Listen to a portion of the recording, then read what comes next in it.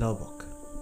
The town is known for its famous floating restaurant, the Loboc River Cruise. It has a distance of 519 miles from the capital of the Philippines to the province of Bohol. It is also known as one of the cleanest rivers in the Philippines. And people here are good at music. From child to adult, learning music is for free for its people. It is why called the town of music. But today, it is not just about the floating restaurant, the town of music, and the beautiful river of Loboc, but the mountain top views.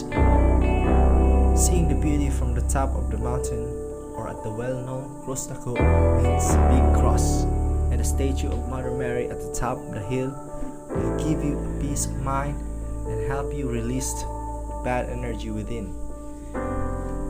Walking to the top of the mountain is also a healthy lifestyle and will be your exercise routine. You're not just losing weight, but you are sweating free, no money spent, and spending time with nature that will relieve stress, anxiety, improve their mood, and can boost feelings of happiness. That's all. Live young, live free.